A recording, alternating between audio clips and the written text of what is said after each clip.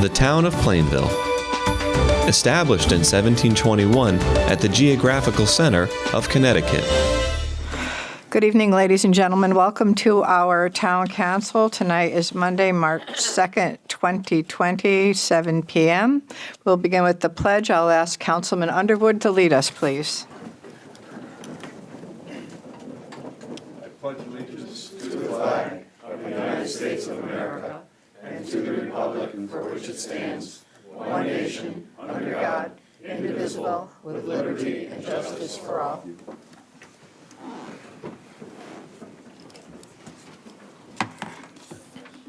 Thank you for that. This evening, we don't have a presentation at the beginning. However, toward the end of our agenda, we'll be having a presentation regarding the FY 2021 proposed budget. So that will be further on in our agenda. We do not have a public hearing, so I'll ask for approval of the February 18th regular minutes. Madam Chair? Yes. Motion to approve the minutes of February 18, 2020, regular meeting. Second. I have a motion and a second. Is there any addition or corrections to the minutes? If not, all those in favor? Aye. Any opposed? Thank you.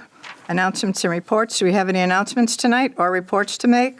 Madam Chair? Yes. On last Sunday, the Connecticut Special Olympics had the gymnastics competition once again here in Plainville at Farmington Valley Gymnastics on Northwest Drive, and both State Representative Pettit and I were there to give the official welcome from the town of Plainville, and I did get to stay for part of the competition. It was a great event, and nice that we could host wonderful. it here in Plainville.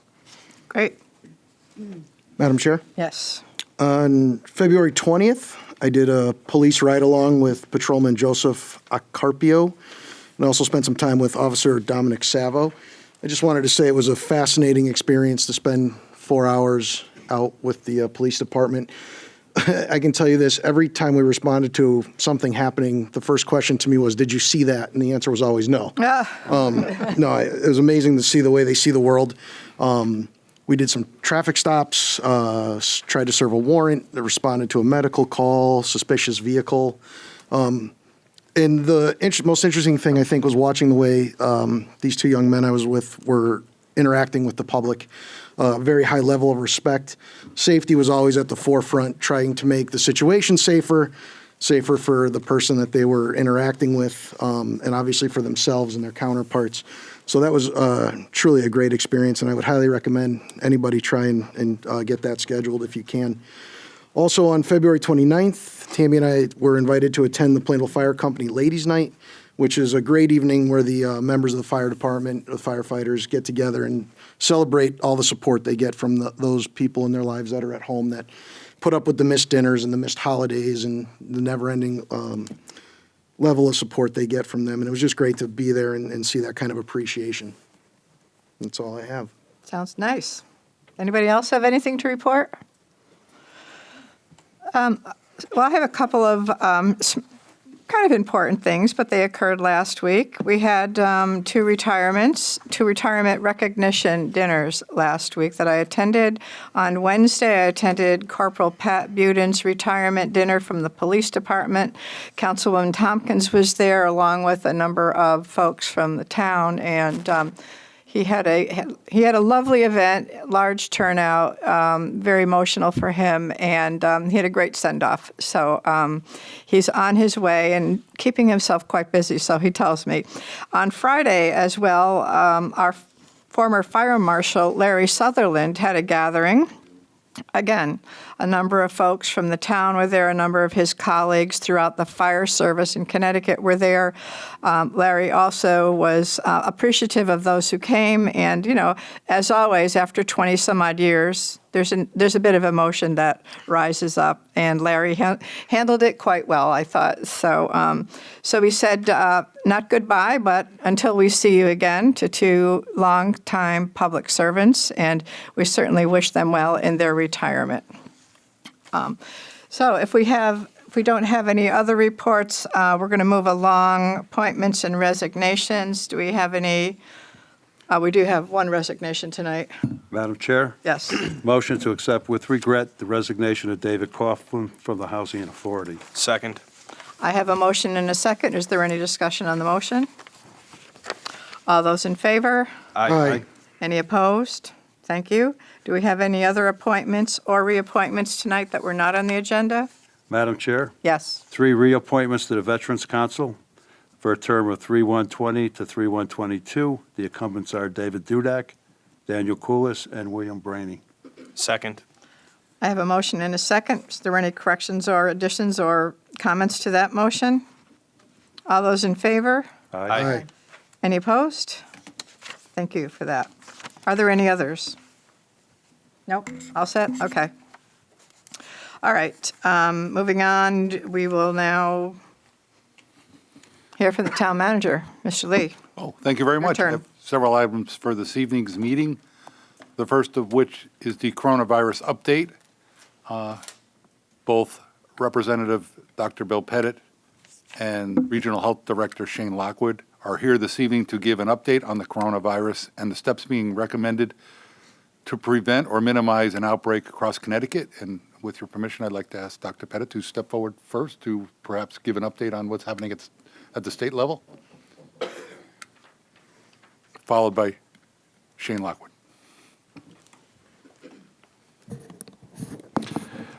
Thank you, Robert. Good evening, everybody. We've been subjected to corona news pretty much on a minute-by-minute basis. So I'm going to start with a couple general comments and try to just talk for a minute or two and turn it over to Shane. It's a serious infection, but remember, influenza is a serious infection. We've had, I think, 6 people die in the U.S. In the past couple of days. In that same period of time, about 150 people have died from influenza, and they haven't received any press. It's a virus that causes a condition that's similar to colds in mild cases and the flu in severe cases. Kids seem to have done reasonably well. Elderly with comorbidities have seemed to not do as well, very similar to the flu, although flu sometimes really hits the kids under a year in a big way. Probably the most critical issue is hand washing. Silly as that sounds to announce that, but hand washing, 20 seconds, sing happy birthday once. If you sing too fast, sing it twice. Wash very carefully. It's much more effective than masks. It's not felt to be so much droplet as contact. Could be droplet, I suppose, if someone sneezes right in your face and splatters you completely, like sometimes little kids might. And I suppose the critical issue, and then I'll get on to the general statements, is that it looks like people can be asymptomatic for 2 weeks or so, which is where I think we've run into some of the issues. People have had contacts, have been well for 2 weeks, and then have developed symptoms. I think there's been a case in every state in New England except Connecticut. I'm expecting we will have some because of that very fact in proximity to other cases. So I think we're up to 90 cases in the U.S. with 6 deaths. And I believe most of those in Washington, that one little outbreak there. The state, I think, was at the press conference with the governor and the entire staff in the Department of Public Health, Connecticut Hospital Association. The hospitals are well prepared. They're stocking up on protective garb, as is people all over the country, so they're having to go outside their usual supply lines to be sure they're on top of it. A big issue they're concerned about, believe it or not, is simple IV fluids, because dehydration is a big issue when people get very ill, so they want to make sure that we don't run low on that. But I think our virologist, Dr. Carter, and our epidemiologist, and everybody up at the Public Health Department, I think we're in good shape. I think the Connecticut Hospital Association gave a very great report in the pre-conference and the press conference about the preparations that the hospitals have made. And I think a lot of it then remains up to us. Again, hand washing, the best virus side, if you will, is probably bleach. And I was talking with Shane, we may have to get dispensation from the Commissioner of Public Health for schools to use it. It's not something that's typically used in schools if we get to that point. And I think the other responsible part for us is, sometimes we try to be tough. You get a little bit sick and you head into work. At this point, with this out there, if you're sick and it's cold, you think it's the beginning of an upper viral, you're probably better off staying home and not imposing it upon other people. And I think that'll be a big issue as well. I think with that, I will step aside and let Shane's got more information on where we are. Thanks, Representative Pettit. We appreciate you coming tonight. Shane Lockwood, Director of Health, Plainville Southington Health District. Thank you for having me come here tonight. I just want to start my message with what Dr. Pettit said.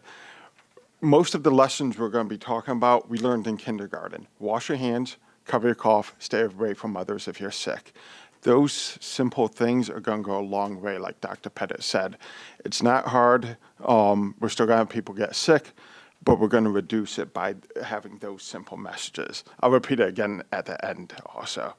So current situation, there are no cases in Connecticut. I certainly don't expect that to remain that way. Worldwide, we're looking at 90,000 reported cases. Out of those, right now, we think 45,000 have resolved themselves. We're probably looking at around 3,000 deaths. As this progresses, we'll hear more about the attack rates and death rates and recovery rates, and I expect that recovery rate to stay strong. One thing I've been trying to preach is this is a marathon, not a sprint. This is something that we've been seeing evolve for 2 months. We're going to continue to see it evolve over the months. Don't get burnt out on the information. Today, just having the TV on, every minute it seemed like there was a new update. Really stick to the basics of what you can do to protect yourselves and your family. And really, I want to stress, right now, the risk remains low. We're looking at about 90 cases in the United States. The risk remains low. As Dr. Pettit said, I'm much more concerned right now about the flu. Luckily, a lot of the things we protect ourselves against the flu protect against this too. Just to give you an idea of the activities we've undertaken in the past couple months. Again, at the governor's press conference last week, I was there, and local health departments in the state are very well prepared, as is the Plainville Southington Health District. Right now, we have information posted on our website, which is pshd.org. We have information on the town websites, and we'll continue to post on all websites. Since this has started, we've been in constant contact with the town leaders, our medical community. This is not new for us. We've been taking part in pandemic planning for a better part of 20 years. Over that 20 years, we've hosted, taken part in numerous drills, exercises. After every drill and exercise, we update our plans based on lessons learned. We've also been through real-life experiences with this between SARS in 2003, H1N1 2009, MERS-CoV in 2014, and then that Ebola scare a couple years ago. This is something that we've actually experienced, and as we experience it, we go back and edit our plans for the best response.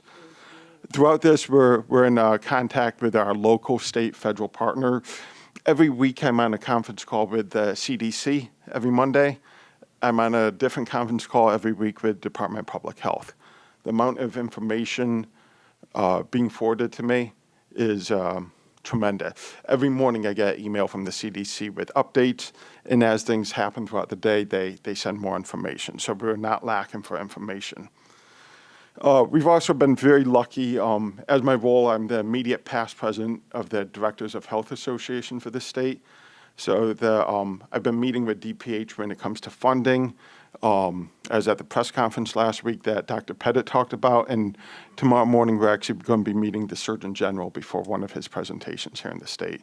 We're happy to announce that Connecticut today has the capabilities to start testing for the coronavirus. Just some planning assumptions going forward. We're going to plan for the worst case scenario and hope for the best. So again, we're going to plan worst case. I certainly don't expect to get it to that point, though. We're going to see cases here in the state. There's no doubt about that. And we might involve disruptions to our everyday life. But again, those simple steps that we've mentioned about washing your hands, covering your cough, staying away from others if you're sick, those will help minimize the disruptions. We're going to continue to meet with our community leaders as needed, along with any other groups that we need to throughout this event. Right now, there's no medications or vaccines that can treat or prevent this. But again, it's stuff that we can do to take your own precautions for your family and your loved ones. Some encouraging news, our health system is very well trained for this. We go through this every year with the flu. The schools are in constant contact with me throughout flu season. I've talked to the superintendent, I don't know how many times over the past 2 months. We deal with this every year, it's just on a different scale. This is nothing like Ebola a few years ago that caused a lot of concern, nothing like that. And really, I just want to encourage you to keep going to our website, pshd.org, for the latest update, and keep taking those personal precautions that we've mentioned.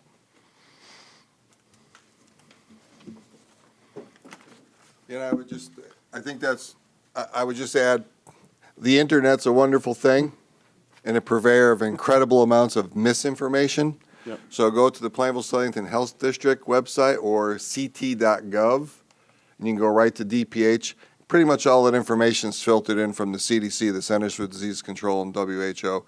So don't go to generic, off-brand websites and get information that you're sure is not vetted properly. Most of the stuff that we're using in the state is coming directly from the CDC, and I think that's important so people don't get inappropriate information, wrong information, and get inappropriately frightened by information that's incorrect. Absolutely.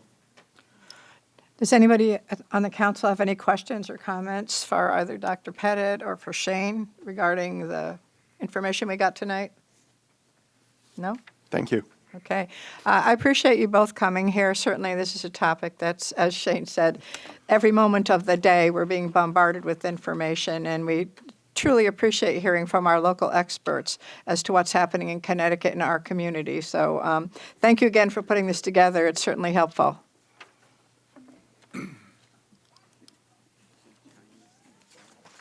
Okay. Thank you very much. I have several other items, the first of which is the information technology equipment for the Wheeler School project.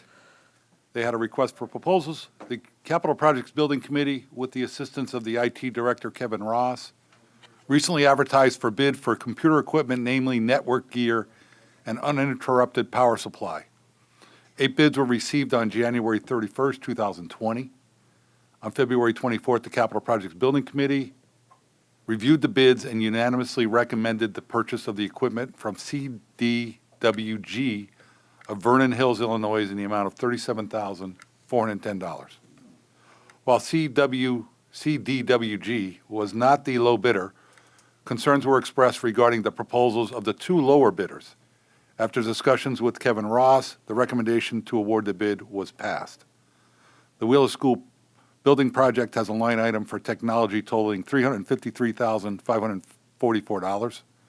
With this purchase, the amount remaining in the line item will be a little bit more than $44,000. It is anticipated that this line item will come in under budget when the project is completed. There's not really much more that they plan to purchase under that particular line item, so we do expect it to come in under budget for that particular line item, as is the whole project. So there is a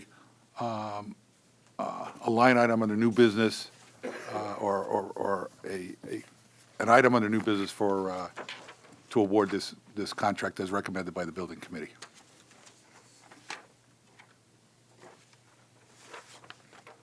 Next item I have is a tax fixing agreement from SMA Realty LLC. At the meeting held on December 16, 2019, the Town Council approved a memorandum of understanding for SMA Realty for a tax fixing arrangement for property located at 10 Spark Street. The MOU called for a 30% abatement over 3 years for improvements made to this property. That work has now been completed, and a certificate of approval has been issued by the building department. The improvements to the building were approximately $455,000. Now that SMA Realty has satisfied the requirements in the MOU, the tax fixing agreement is ready to move forward, and there is an item under new business to authorize the town manager to execute the tax fixing agreement with SMA Realty. The next item I have is the Pan Am Trail derailment, and I'm going to do that report from over here.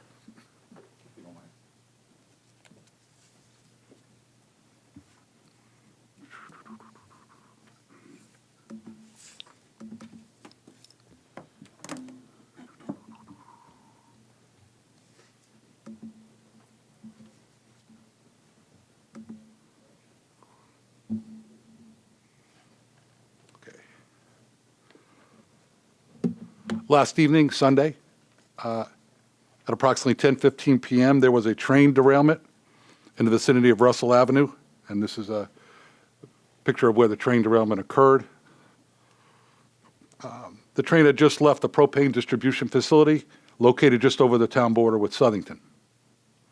The train was pushing either 2 or 3 propane tankers. It was dark, so it may have been 2, but I thought it was 3, that had been offloaded over the weekend and was returning the empty tanker cars to the rail yard. The fire and police departments immediately responded to the call. Emergency personnel were able to determine that the tanks were not leaking any residual gas as a result of the derailment. The Department of Energy and Environmental Protection were also dispatched to the scene. Pan Am workers were on the scene today and put the tanker cars back up on the rails. It is unclear to me at this time when the train service will be restored. This rail spur services 3 businesses, including Forestville Lumber Company, J.W. Green, as well as the propane facility. The train was backing up the track heading north with a train worker located on the forward tanker when it derailed. He was tossed from the train but suffered only minor bumps and bruises, according to the fire personnel. The cause of the derailment is undetermined at this time. I spoke to DOT rail officials this morning who informed me that the Federal Rail Administration, otherwise known as FRA, is responsible for overseeing the safety of this track since it is owned by Pan Am Rail. DOT will be requesting what they call a high rail inspection for the entire line to determine if there are any deficiencies that need to be addressed. DOT will keep the town informed of the response to their request for an inspection. I've also contacted the FRA directly myself and received an email this afternoon, which I responded to, and I believe I copied the council early this evening on a response to the FRA's response to our inquiries. A code red was issued by the police department informing residents of the incident. Unfortunately, the code red had some issues with the distribution of the call. It appears that some of the phone providers had computer issues with the distribution of the code red. Chief Catani is following up on this issue to assure that it is corrected. We sent it out to the company sends it out to the providers. Some providers were able to distribute the call. There were people who did receive the call. There were others who did not. We were aware of that. We are aware of that and trying to correct that problem. I do want to thank all the volunteer fire company personnel that responded to the scene. Both Chief Catani and I met with the Deputy Chief, Tom Moschini, and Assistant Fire Chief, Adrian Paradis, on scene, and they updated both of us with status reports. Some fire department personnel stayed all night at the site to provide control of the scene as well. As a town, we are very fortunate to have such dedicated professional volunteers to assist in these emergencies. I did want to, so this particular overhead shows approximately where the train derailment occurred, and as you can see, it's in very close proximity to people who live in the area. Some condominiums are located to the east, and in pretty close proximity to where this derailment occurred. This might be a little tough to read, but most people were able to see the top of the tanker side from the road. But this is coming on the backside, which was a little bit more difficult, and you could see some of the damage to some of the undercarriage of the rail car. This is another picture of it as well, and this is a third picture as well. As of today, the tanker's been put back up on the tracks, and again, we don't know when the train service will be back in service, but it could be soon. But I believe some inspections need to be made by the DOT and FRA before they'll allow them to do so. So, if there's any questions or comments with regards to the derailment, I know that I've had some conversations with council members during the day as well, but. So, Robert, just to be clear, that the railroad is really in control of all that goes on and around the trains and the tracks. The town or the state doesn't have really much input. For this, if it was a state DOT-owned property, they have more responsibility with regards to the maintenance of the tracks. But because this is privately owned by Pan Am, it falls under the auspices of the Federal Rail Administration. Okay. And they've indicated to me in an email that they have what they call non-condemnable deficiencies, and then they have what's known as condemnable deficiencies, and that they have not found any that would make them shut the tracks down. They've had some other issues that they believe that Pan Am has addressed in the past. I'm seeking some information about that, as well as expressing my concerns with regards to the fact that not only the train traffic that's on that particular spur, but what's actually being conveyed on those tracks is certainly can be have a very catastrophic consequences if something more serious could occur. Sure. Okay, thank you for that. Does anybody have any questions or clarification needed? Madam Chair, if I may ask Sure. Manager Lee a question. You did note that DEEP was dispatched to the scene. So what exactly, was their role and any determination that they made? They were looking for if there was any environmental contamination, confirming, whether there was any hazmat concerns. Our fire department, who are and is hazmat trained, did do an inspection, did not, find any issues. No tanks were leaking, no problems with the engine. But DEP was called so that they confirmed that as well from a state So perspective. they have officially confirmed that? Yes. Thank you very much, Robert. Any other questions or comments? Thanks for that update. It's much appreciated. I do have some happenings. Okay. Healthy Plainville is an initiative in town whose mission is to promote a healthy community for youth and families in Plainville. Right now, the Healthy Plainville group is shining a light on the Wheeler Regional Family YMCA Middle School Enrichment Program, co-ed volleyball program. Program is open to community members, and non-members as well, from grades 6 through 8. Program cost is $10 total for 10 weeks of volleyball. Students can enroll at any time during the 10 weeks, which runs from February 20th to April 30th from 4 to 5 p.m. To enroll, call the YMCA at 860-793-9631. Tax and Assessing Office is getting ready to send out delinquent notices for real estate, personal property, and motor vehicle taxes, not sewer yet. So just a reminder, if you are delinquent, you can avoid the potential lien costs if you pay up before they're filed. The Plainville Senior Center, they have some programs I'd like to announce, and these will all be held at the Senior Center and require registration to attend. First is Advanced Directives and Living Wills. This is Wednesday, March 11th at 2 p.m., presented by Shirley Pripstein with Greater Hartford Legal Aid. Next program they're doing is Shape the Future, learn about the census. This is on Thursday, March 12th at 10 a.m.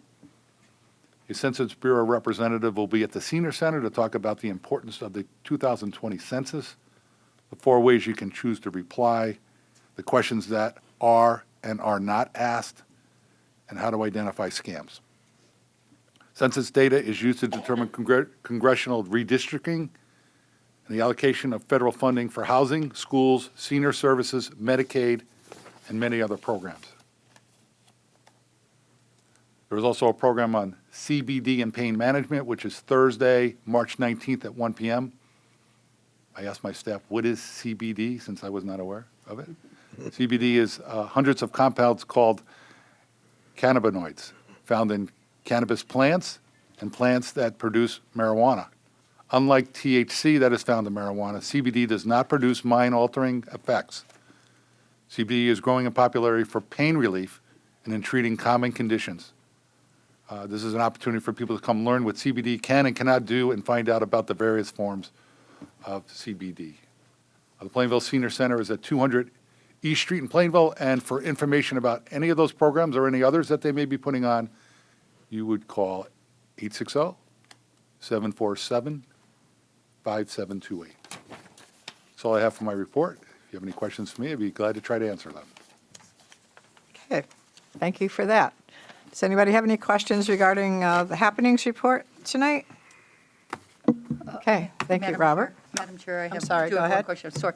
Robert, if someone wanted to use a dial-a-ride, Who would they call the senior center for information on that? or Yes, they you would call start, general? you would start with it, yes. Okay, all right, You thank you. would start with the senior center, yes. Okay, thanks. You're welcome. All set? Thank Okay. you. Okay.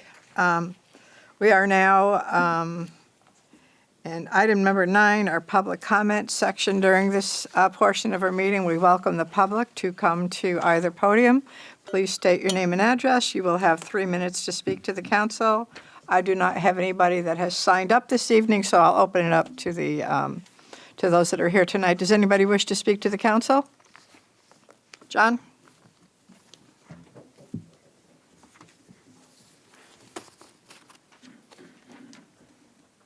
John Kislick, 65 Forestville Avenue.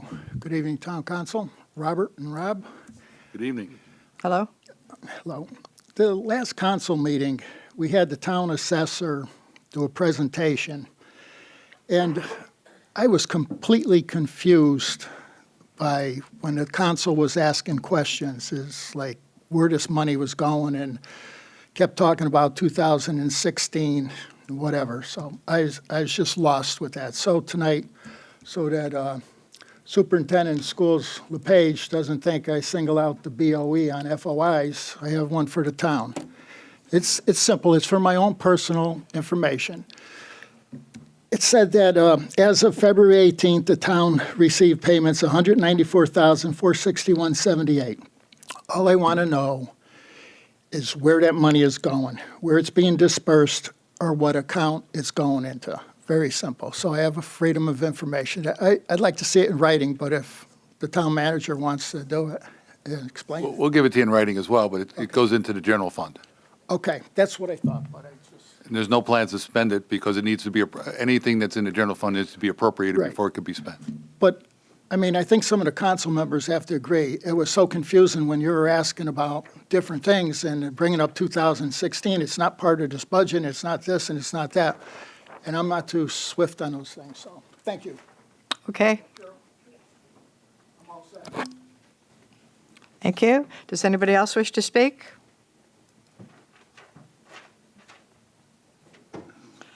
Anybody else wish to speak tonight? Catherine, is that you over there? Okay. I'm not sure whether Representative Pettit might Name be and able- address, please, Catherine. Catherine Labella, Thank 50 you. Pierce Street, sorry. Whether Dr. or Representative Pettit might be able to address this, but this is related to the coronavirus issue. And it appears as though that Washington State now has a community spread of this virus. And right now, they're doing some real assessments at this point around how many intensive care beds are available to accommodate the most serious of the cases. But they are now looking at other alternatives for people to be quarantined who may need lesser care or who may not be able to stay in their own homes. And I'm wondering whether in some of our thinking on the state, whether we're looking at alternative uses of our to our intensive care beds, or whether we have adequate intensive care beds at this point to control the virus. And you're the only one left here that probably has that answer. Would you like to embellish on what you know about some of these plans, Dr. Pettit? Thank you. Thank you. Yeah, that has been discussed at the state level with Renee Coleman Mitchell, the Commissioner of Public Health, with through the Connecticut Hospital Association. Most of the hospitals are licensed for far more beds than they have open, so most of the hospitals have excess capacity. They did put out the number of negative pressure beds to try to prevent spread, and I forget the number that are available in the state. There's a significant number between, locally for us, between Dempsey, Hartford, St. Francis, and the Hospital of Central Connecticut. There are also plans being made for, as you suggest, if there was a pandemic with thousands and thousands of people, looking at alternative locations where people could be quarantined for up to 2 or 3 weeks if need be. Hopefully we won't get there, but those eventualities are being discussed.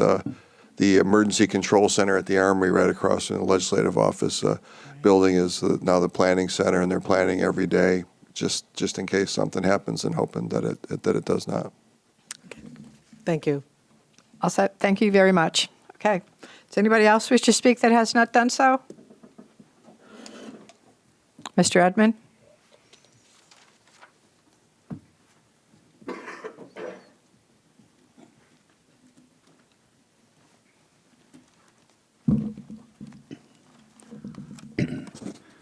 Edmund, Joel Edmund, 63 Ollyberry Lane, no rail, no trail, and no thank you. Greetings, Town Council, Mr. Lee. As I have previously stated, placing alignment C or any other alignment on or near the Mulehall towpath is way too close to the backyards and houses on Hollyberry, Condale, and Redstone Hill. It's way too close to those homes as well as all the other neighborhoods and streets through Plainville. It is not only unnecessary, expensive, and negatively impacting to our residents and traffic, but also is unsafe for all concerned. Also, dogs. What everyone, everyone has a dog or two, and they all bark. And whether they are on the trail or in the residents' yards, the noise pollution in town from barking, manufacturing, Robertson Airport, the flight path from overhead to Hartford or Bradley, traffic from town streets, I-84, Route 72, quarries, the railroad trains, children screaming and partying, and all the goofy sounding ice cream trucks, to name just a few, is enough to give someone the heebie-jeebies, and it can only get worse with the trail gap slicing through town. I don't think that I would like to be remembered for proposing and voting for this elongated snake-like trail path that I foresee is bound to cause a lot of hate and discontent forever and ever. Once again, use your conscience and common sense and vote against this devastating endeavor that outside people are aggressively pushing on our small little town. If it were not so offensive and destructive and maybe help with our always ever increasing taxes, I would still vote it down. And now that we have a new business in town selling noisy quads, ATVs, and motorcycles, we can expect more noise pollution in our parks and limited woodlands and streets, even though it is illegal. I guess my time is up. Huh? It is. Okay. If you could I'll wrap up, I'd appreciate it. I'll continue later on. Thank you. Does anybody else wish to speak that has not done so? Roberta?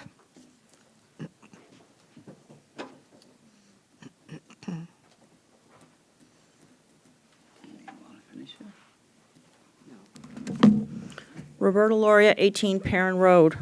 For the benefit of Carol, in this evening's Town Council minutes, I oppose any trail or alignment that will have an impact on any neighborhood in Plainville. If there are no rails, there should be no trails. At the last Town Council meeting, I inquired about the Ethics Commission and was a bit confused by the response, which seemed to be a bit contradictory. The purpose of this 5-member commission is a form of checks and balances on you, all of you, other commissions, and town employees. Based on this charter, you should be appointing these individuals. With this in mind, I would think you would not be relying on any town employees for this very important commission. You should be doing this yourselves, and that may include you going back to your respective town committees and looking for volunteers or making nominations, understanding that this 5-member commission cannot have more than 3 members of the same political party. This commission should be considered very important to our residents, voters, and taxpayers in town, and should be pursued and put together sooner rather than later. This is in our charter and is our right to have as residents of this town.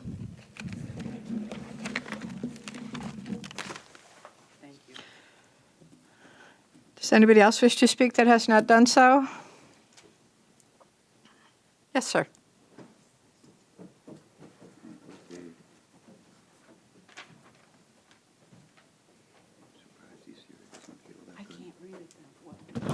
Dave Albert, 56, Hollyberry Lane. I wasn't going to speak, but she brought up the Ethics Commission.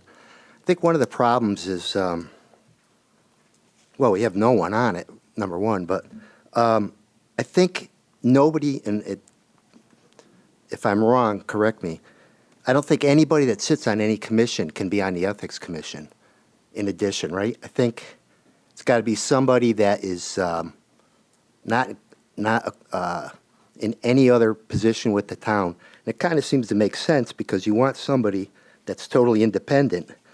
But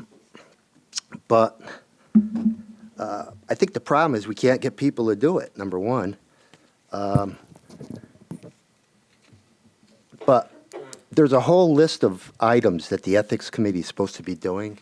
Is the town at least doing that? Including handing out code of ethics and stuff like that. You're doing that, right? It's just, okay. Does the town have an ombudsman for, complaints? You're it? Try to be. Okay. You could see why some of the people here can have an issue with that, and that if they were to send and I'm not saying this is against you because I don't have any, but Thank you. I send a letter to the town council complaining about the town manager, and the town manager gets a copy of the letter.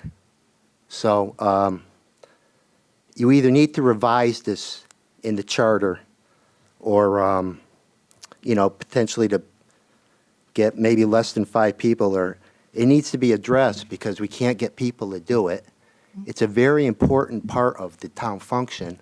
And, at a minimum, I would suggest maybe getting an outside ombudsman where you can, in complete confidentiality, make a complaint. I mean, the town has 250 employees? And, no, 235, including, I'm talking about teachers, too. Oh, then we're probably talking 500. 500, okay. And I'm kind of surprised, to be honest with you, that we don't have an ombudsman.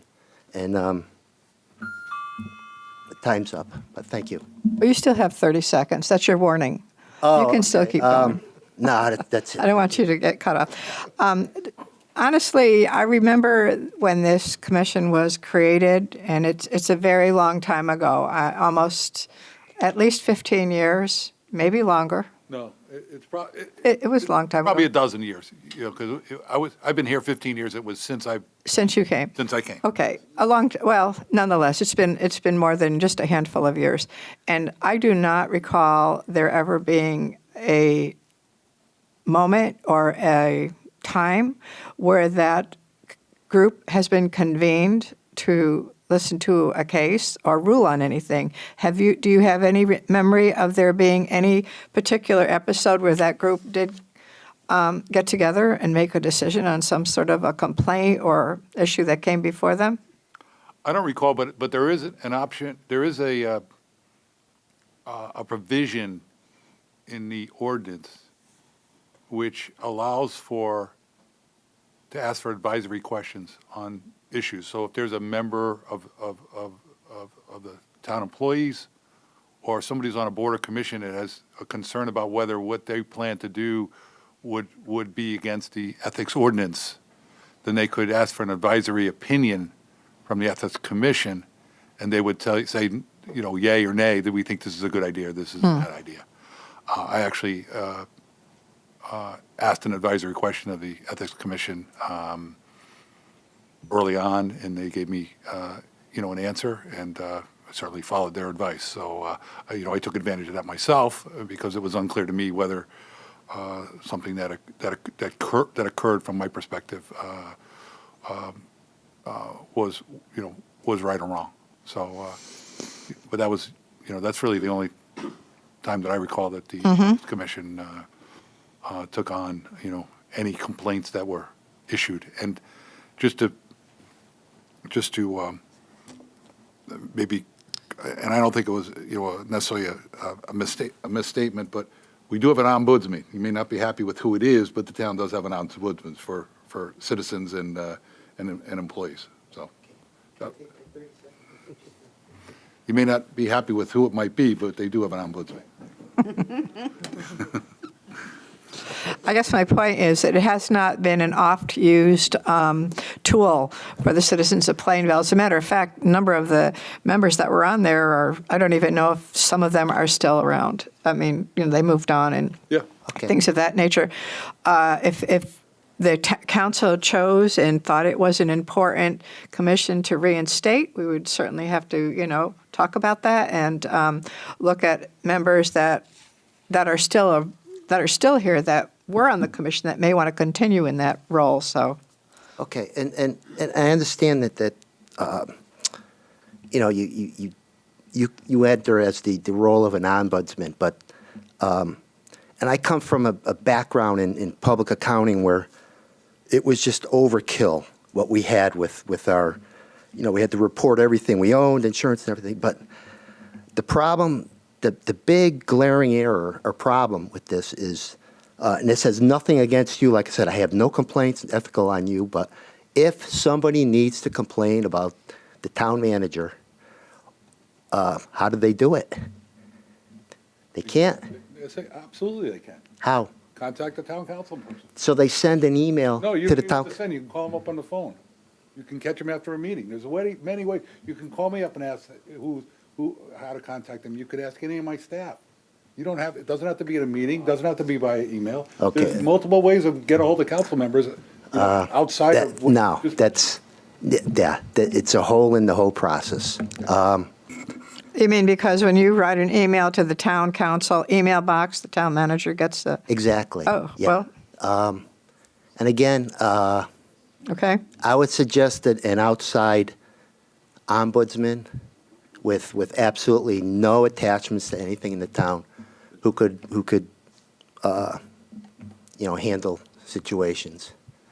Okay. If nothing else, the appearance of total independence can outweigh what you're saying. And I'm not denying that what you're saying can be done, but it sure doesn't look good. So, all right. But thank you. Okay, thank you. Does anybody else wish to speak that has not done so? Yes, sir?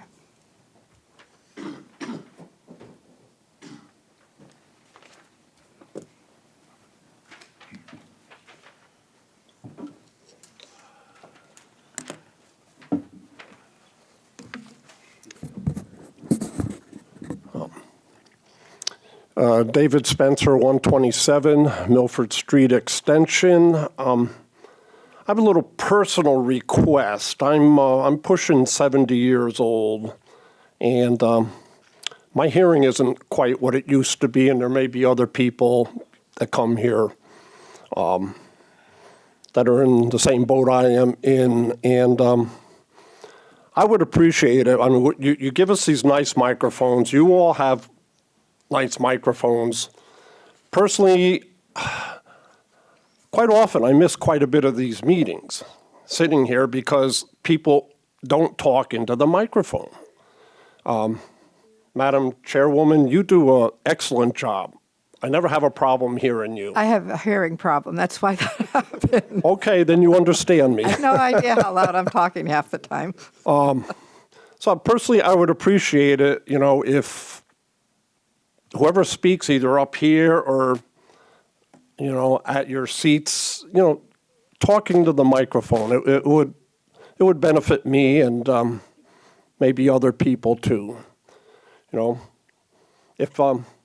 If you want to go into private session sometime and teach the people how to do this, I'd appreciate it. Okay. Okay. I was hoping the public comments today would be scheduled after the budget presentations. I don't know, I guess you have your reasons why it was scheduled this way, but... Well, we have a public hearing on Thursday, at which time the public is most welcome to come and talk to us. Yeah, and no, you can talk for I as long as understand you that, want, then. but, It's I not mean- 3 minutes. So, yeah, Thursday. Yeah, God willing, I'll be there, and... Okay. Even so, it seems like it would have been nice to have the public comments after the presentations today. Let's see, the only other thing I'd like to say is Madam Chairwoman, you were quoted in a local newspaper this past week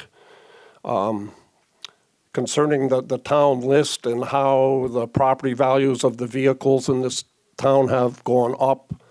And you regarded that as a good sign that people are more comfortable or have more money to spend or whatever, or maybe we just all needed new cars at the same time. Maybe I'm reading a little bit too much into this, but I hope that you're not implying in that this is a good time to raise taxes. Because, there are people in this town who are paying over $100 a week in property taxes, and it seems like the Board of Education, to a great extent, and the town government also, aren't really looking out for the taxpayers, aren't really caring about the taxpayers, and, really will want to push it as far as they can. Every year, the Board of Education wants another $1 million, and if that's cut even a little bit, we might get words like, less than 0.5% cut in the proposed budget is a catastrophic cut. And you might have to do something like attack something that people love, like middle school sports, or like they did a few years ago, cheerleading, something that will get under people's skins, get them to react emotionally instead of trying to make some kind of legitimate cut with something that is very unnecessary in this school. Okay, thank you. Thank you. Does anybody else wish to speak that has not done so? Anybody else? Joanne?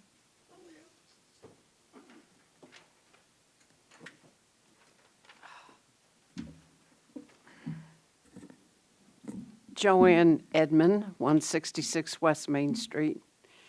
As always, for Carol, the records of minutes, I strongly oppose alignment C and any other alignment which would negatively affect Perron Road, Pierce Street, Broad Street, Hemingway, into the park, and of course the Mule Hall Trail. I was over there today and I saw stakes. And it looks like you're pretty close to doing something with phase 1. And we still don't know just how the town council feels about this. As far as I know, you're all for it. You're for this trail. And now we're into another tax season. And not this year, but maybe next year, maybe the year after, taxpayers are going to see that this trail is going to be another budget line item.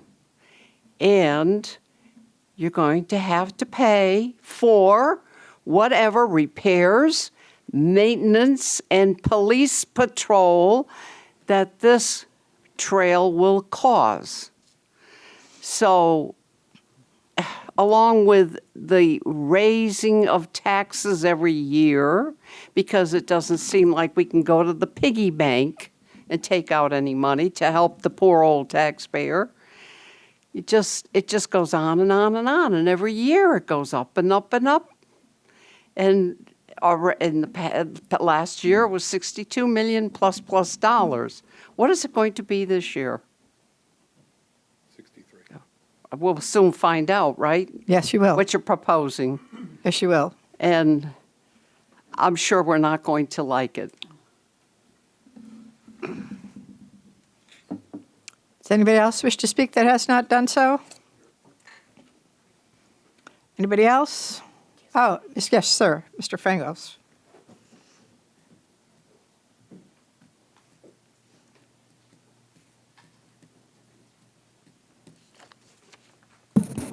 Lou Frangos, 10 Fairbank Street. My first two questions they're taken from the pages of the school board. The first one is, I get on my email the school board meetings, and they print out their agendas. And I had brought this up a while back. One of the items, in fact, in this case is item 9. It has liaison reports. Now, I'm assuming Mr. Nazzo is a liaison to the police department? I am not. I am. Okay, how come, it's a curiosity question. I would think that sometimes our town council liaisons would do some of the reporting. I never hear that. Well, that's not true. Not 100% true, not entirely true, because Councilwoman Moranti frequently gives reports because she's a very busy lady, and all of her assignments are all in the same week, it seems. And she's very responsive about providing updates and reports to her assignments. So, yeah, well, it does happen. Okay, just out of curiosity, who's liaison to the fire department? I am. Mr. Nazzo, he gave a report tonight. Okay. Police department? Me. Okay, you're police, okay. Right. Just a little clear in my mind. Number 2 is regarding these, the Board of Inquiry, whatever you want to call it, just recently came out with from the school board, there's going to be if I could find it before my time runs out. Stop the clock. An impartial hearing board. So it appears that the school already has a system like that in place. If something were to go south, so to speak, all right, it's an impartial group that will be addressing this. Just listening to the conversations here, we don't have that in the town council. Am I misunderstanding sitting in the back of the room? It appears that if I were and let me clear the air right off the top. Okay. Anytime I've had a problem with Plainville, I've made calls to the office or whoever, and it's been taken care of. No complaints. But my concern would be, what if I hit something that really disturbed me and I couldn't get action? Example only, the town manager. All right, how would I, no. I've had, Come on, Robert, they're always picking on me, too. I said the town manager, let me be honest with you. Every time I've contacted the office, the town manager's office, Yep. I've gotten nothing but answers. Good. So let's clear the air on that. Good. Well, my concern is, what if something did happen and it goes astray? Who do I appeal to? If there is an episode that occurs that you have concern with, and who can you contact? Is that, Yes. you can call me. In essence, I'll give you my cell phone. I want to sit You down can with call members me. of. I'm sorry. I'm sorry.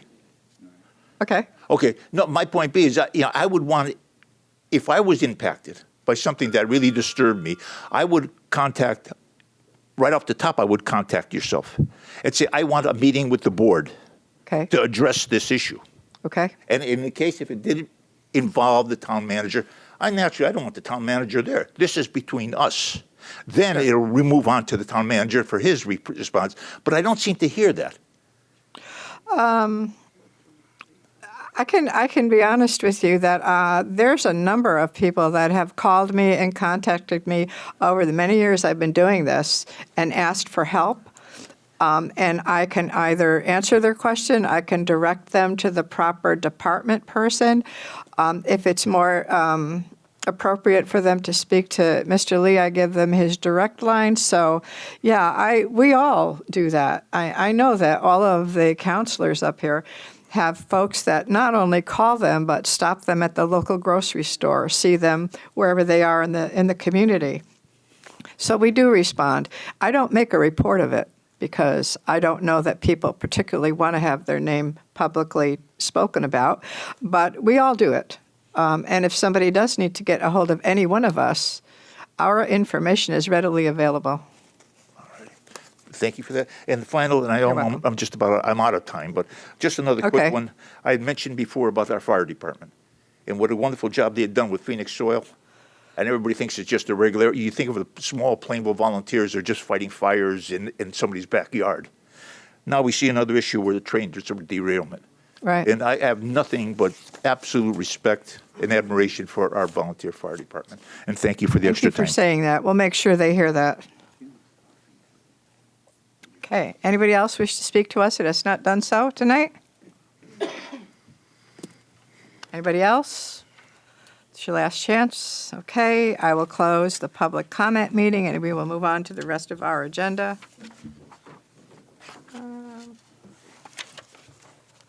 All right.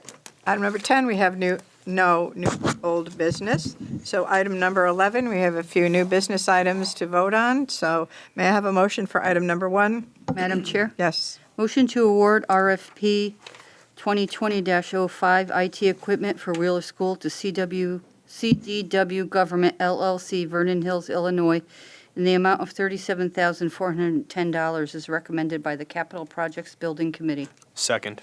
I have a motion and a second. Is there any discussion on that motion? All those in favor? Aye. Any opposed? Item number 2. Madam Chair? Yes. Motion to approve and authorize the town manager to execute the tax fixing agreement for SMA Realty LLC as recommended by the Economic Development Agency. Second. I have a motion and a second. Is there any discussion on the motion? All those in favor? Aye. Any opposed? Motion carries. Okay. Madam Chair? Yes. Motion to approve the tax refunds is listed on the addendum. Second. I have a motion and a second. All those in favor? Aye. Any opposed? Okay. All right. That takes care of our business portion of the meeting. Right now, we're going to go into our other discussions of interest, which is going to be the town manager's FY 2021 proposed budget presented by the town manager Lee and our school superintendent. Take a brief Do you want break, to have then a we'll set up and- few minutes before you set up? Okay. You don't mind? We'll take a few minutes so that we can get set up for this. Thank you. Are you ready to begin, Robert? Yes, I am. Okay. Thank you. We are going to resume our meeting. During this portion, as I stated earlier, the town manager and our superintendent of schools will be presenting their proposed FY 2021 budget. So I will turn it over to Mr. Lee. Thank you very much. I am pleased this evening to be here with the Superintendent of Schools, Stephen LePage, to present the recommended town and school budgets for fiscal year '21. Before I start, I want to thank my staff for all the work they put in to this presentation for this evening's meeting. I would like to recognize them at this time. They include Finance Director Rob Buden, Assistant Town Manager Shirley Osley, Executive Assistant Lisa Mateer, Economic Development Director Cal Hauberger, Intern Andre Ingalls, and former Assistant to the Town Manager Scott Colby. I also want to thank Steve LePage, Assistant Superintendent David Lewandowski, and Director of Business and Operations for the Plainville Community Schools, Sam Adlerstein. It is truly a team effort by both the town and school staff. I am confident that all involved with the development of this budget have a goal of providing a superior level of service in a most efficient and cost-effective manner.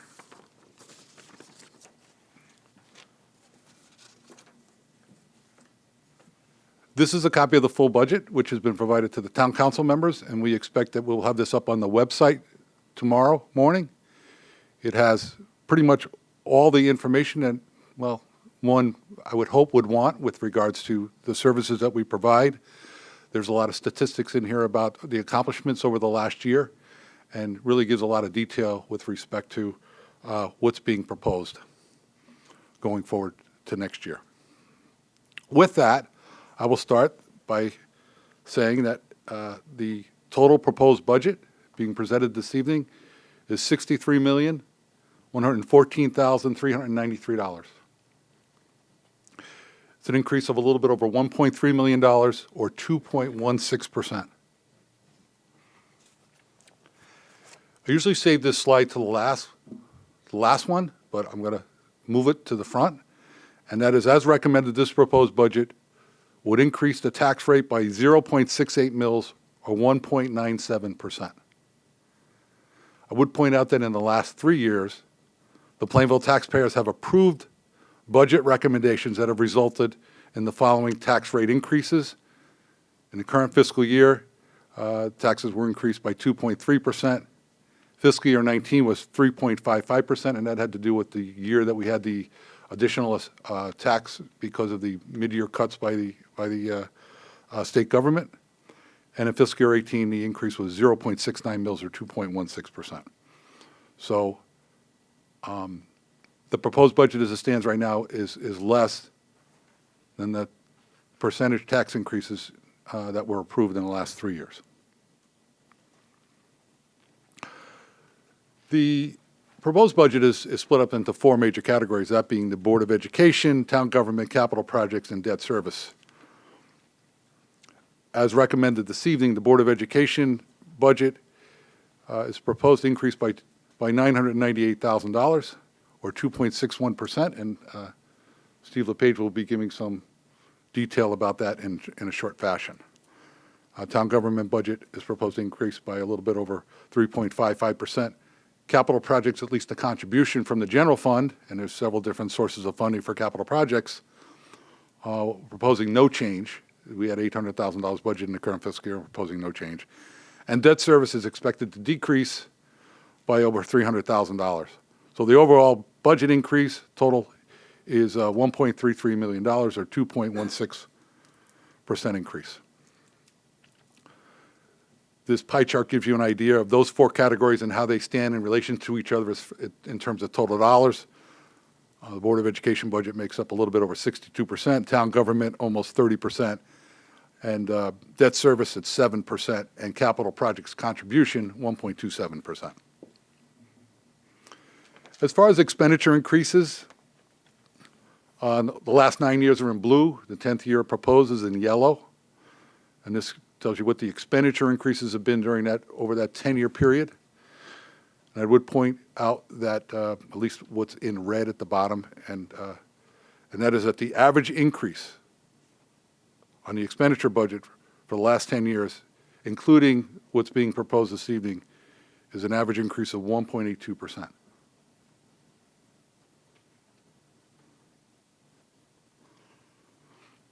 little bit additional and maybe a little bit more timely in the last 3 years plus the proposed year. This slide basically compares the inflation rate versus the expenditure increase over that 4-year period, again, including what's being proposed for next year. And you'll see that the fiscal year 18, 19, 20, and fiscal year 21 proposed, the inflation rate is the first column. The second one is the expenditure increase during that same period of time. And I guess what I would point out is that the 4-year average in the inflation rate has been 2.2%. The 4-year expenditure increase has been 2.1%, actually less than the rate of inflation. We have some revenue changes as well, not just expenditure changes. The grand list, as was reported last month, would provide an additional $540,000 in new revenue based on the current mill rate. Intergovernmental is mostly the ECS formula, and it's based on the governor's recommended budget for fiscal year 21. The second year, he didn't make any changes that would significantly impact Plainville from what he proposed last year, which would provide $261,000 in additional revenue. Again, most of that in ECS. you'll see where at the bottom, sundry and transfers in. We used a little bit over $300,000 from the debt management fund for debt service because we were above the $4.4 million threshold that was established several years ago by the town council. And so we used some debt management funds since the debt payment is going down this year. We're proposing that we not use as much debt management funds, and that's the reason why you see that decrease in that particular line item. I'll talk a little bit more about that as we get into a future slide. On the general government side, we have basically 7 functions. Break it down between general government, public safety, public works, health and human services, civic and cultural, employee fringe benefits, and sundry, which is items such as what we provide to the library to support the library, and other items such as that. General government is proposed to go up by 1.88%. Public safety, 2.69%. Public works, 2.73%. Health and human services, well, it looks like a higher percentage. It's a lower amount. Most of that health and human services has to do with increases to recycling. That's really a good portion of that increase.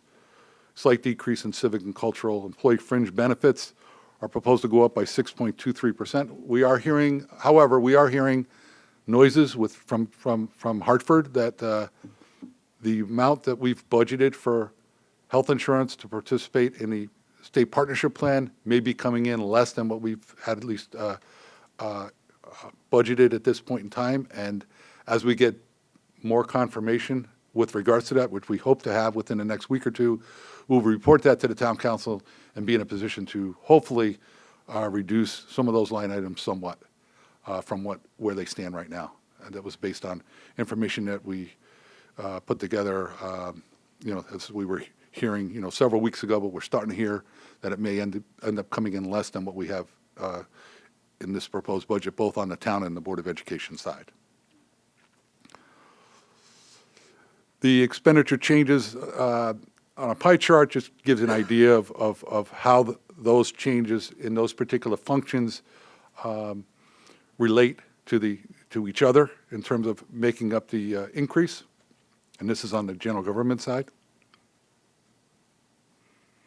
Some of the major drivers of the town general government increase, payroll will increase by approximately $260,000. That's mostly driven by employee increases of 2.25% for next year. Most of that is driven by union contracts. We do have employees under the union contracts that are on step increases as well. We do have some employees that have left us, and we've replaced them with lower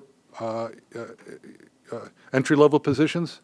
So that has some impact as well.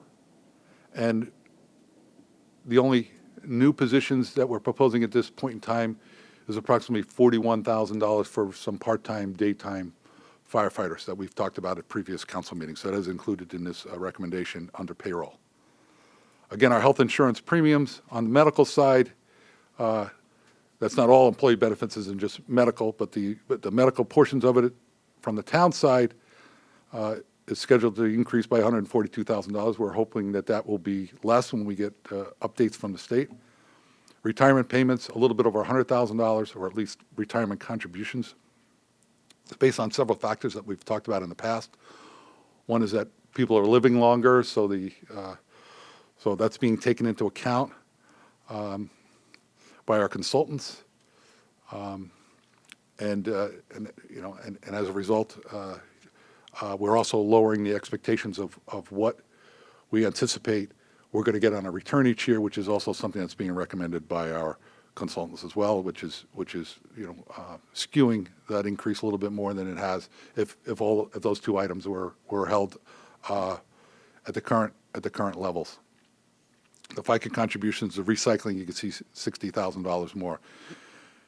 And if you take all the other line items in the budget, plus or minus, that's about $20,000. So your major drivers of the general government budget is those items that are the first 5 items that you see on this list.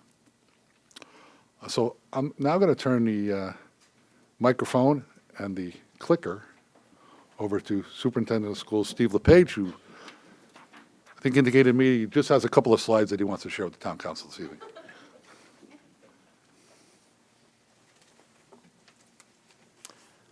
Thank you very much, Robert. I do want to start by saying it's been a true pleasure working with Robert on not only the budget, but just on a daily basis, interacting, and always very professional and approaches things from a calm and a balanced approach, and very good to work with as far as anything that we're working on, whether it be visiting the state to talk about the middle school renovation project, preliminary discussions, or what have you. Also, Rob Uden's terrific to work with as well, so I don't want to leave him out. He does a great job. I'd like to thank my staff. They're outstanding. Sam Adlerstein, Director of Business and Operations for the town Board of Education. Sam has a different way of looking at things with his business background, and he brings a certain eye to budget development and to many things that is really helpful to the overall, having the overall balance and really taking a strong and insightful and process-based perspective on things, so I appreciate that. My Assistant Superintendent, David Adlerstein.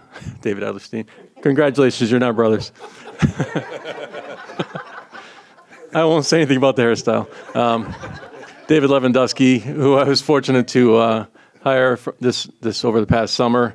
A couple of months without an assistant, it was a very stressful, difficult time, and since he's come on board, he's been tremendous and really adds a lot of value and insight as well. So thank you to him and my entire central office team, and of course Joan and Tina and Sherry and all the staff in our office. So thank you. So it's my pleasure to present the Board of Education approved budget that was approved on February 10th, if my memory serves correctly. And, a lot went into that process, and I'll go through that, how we ended up with our budget that I'm proposing on behalf of the Board of Education. So tonight's overview, we'll start with the budget development process and enrollment projection, a discussion about revenue and tax considerations, then expenditure comparisons with historical trending, some budget summary by line, staffing changes and requests or expenditures not included in this budget. A lot of work started in July, and the budget presented to the Board of Education was narrowed substantially from where it began in our initial work with our administrators. Then the capital and renovation really quickly, because I know we have a separate night about capital. And then finally, where all the pictures come in, I'd like to show off the great things our school is doing, school system is doing, vision in action, and the positive impact on all residents. So a little bit about our process. At one of our budget workshop meetings, the question was asked about mandates and funded and unfunded mandates. This is just a list of some of the mandates that schools must take into account when they put together their budget. Some of them are funded and some of them are not necessarily funded. You have to get very creative in making sure you're addressing all the federal and state requirements by mandate. So that's, of course, included in our budget development considerations. At the heart of everything we do is our modified, newly improved, I like to believe, 3-ring document that was approved by our Board of Education after some really great work with our administrative team over the summer.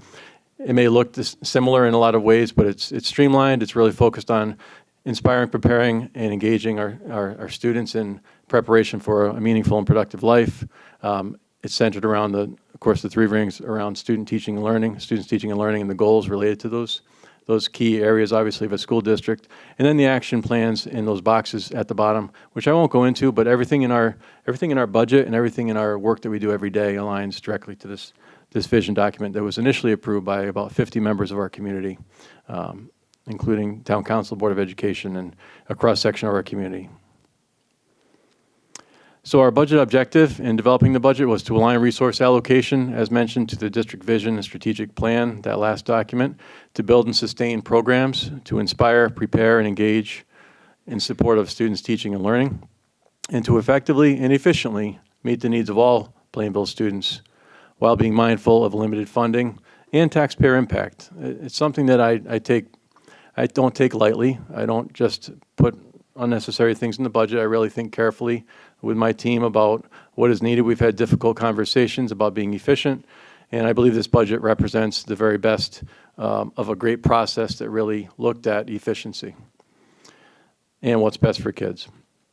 So our annual goals this year, and when we're looking at that vision and strategic plan document, it's always about student learning outcomes and improving student learning outcomes. Tremendous work being done by our team. Mr. Lewandowski brings a tremendous skill set in that area with the accountability index and really moving us forward as a district, and we're having some outstanding conversations with our building teams. Improving district-wide assessment and grading practices to make them more meaningful and transparent for all community stakeholders, including students and parents and the community. Developing staff capacity with social and emotional learning. We did extensive work with Yale University through their Center for Social and Emotional Intelligence. It is, if you're in a school district around the country, you're hearing those words. It's so pivotal and critical to what students are, how they're developing as people, not only as academic students. And our work with the staff this year has been tremendous. Developing a district vision of the graduate. This is a NEASC requirement, but it also sets those expectations that we want of all students to develop from the time they enter our schools until they graduate, and what that looks like at each level. So we monitor them and get them to where we want them to be. Improving communication and community engagement. Did form a combined parent advisory council this year. We've met twice so far. We'll be meeting again next month, just keeping them in the loop. Some key members of the community from each of the schools represented, and a nice, diverse, and tremendous group that provides perspective. And then finally, improving district systems and operations, which everything from HR systems to the way we look at a problem and address it. So this is just quickly our budget timeline, and here we are. It looks like we're just over halfway, but as I said, we started our work over the summer in July and significantly in August, and then throughout that time leading up to the November 4th kickoff of the official budget timeline. With any budget, we must look at the enrollment projections. These are the latest projections that we have. Our enrollment has remained really steady, actually higher than what was initially forecasted several years ago by Peter Prada and the Enrollment Forecasting Service. So we're holding stronger in the upper 2300s. That's anticipated. You can see that bottom kind of purplish column there, 2377, our expected pre-K through 12 for next year, and then 2391, 2392, and so on. It doesn't really drop much at all. You know, it's a long way off, but 26, 27, it looks like it goes down by about 20, 25 students to 2348. So steady enrollment, because this is a great town and people want to live here. Revenue and tax considerations. You've seen this graph before, and I know you've seen a lot of these before, but as you know, the state funding through the excess cost, educational cost share from the state, the big grant that is awarded to districts, $10,577,000, or about 28% of funding, and the rest is locally funded through taxes at 72%. That's based on a formula that was redone a few years ago. When that formula was redone, it was very favorable to Plainville in getting us up to a place over a 10-year period. We're projected to be over $12 million per year, but they are doing it incrementally over 10 years, so about $220,000 or so. It's going to be more than that this year, but about $220,000 per year. And some towns went in the opposite direction, so this is very favorable. You can see some dips that happen, and we all know about those from past years when it impacted mid-year and also the start of the year, and what we anticipated having as a district and as a town. So we're in a really good place with ECS is the overall picture. As far as funding from property tax for things such as education and town programs, we're in a really good place at 114th out of 169 towns in Connecticut. So, and that's anticipated that will, again, with the increased ECS, that will continue to be favorable for Plainville. Just some expenditure comparisons. This is the graphic that you've seen a few times this year, and it hasn't really changed. Hasn't changed at all, actually. 3 contracts were negotiated earlier in this year. As you know, Town Council Chair Puglisi was on the teachers negotiation. She sat in on that team, and we ended up in a really good place, as you'll see on the next slide, 2.62% for next year. The health insurance, as Mr. Lee referenced, that was an estimate that we were told would be a fair estimate, preliminary estimate of 5%. We are hearing that it may be lower than that, so of course this would be adjusted accordingly when those numbers come in. And then you can see other non-bargaining, all the other contracts that were negotiated. We also renegotiated the transportation contract very favorably, 1.95% for 2 years. It's a 5-year contract, 2.5% for 2 years, and 2.9% in the 5th year. So it's a 5-year contract. Some other districts we know of were coming in double digits for next year increase. So DATCO's been very good to us, and we were able to lock it in at a very good service at a good rate. So our contractual increases all combined amount to a 2.54% budget increase over this year's budget. As I mentioned, the Education Association of Plainville, or a teachers union, 3-year contract settlement through a very good process and a fair process while trying to maintain and keep great teachers in town. We don't want them to leave to go to a town that pays higher, but we also have to be mindful of taxpayers and the impact. We were able to negotiate a contract, 24th out of 37 towns who had negotiated contracts at that time. So we did very well with the teacher contract, and also the office professionals and clerks contract and the custodians and maintainers contract were all negotiated this past, starting in July through the fall. And all of them were the same process, and we feel very good about the outcomes. This is where we stand. This is the big picture slide that shows the increase that we're looking at. As I mentioned, the 2.54% amounts to $972,354 for all the contractual increases, including busing, health insurance, and all the contracts.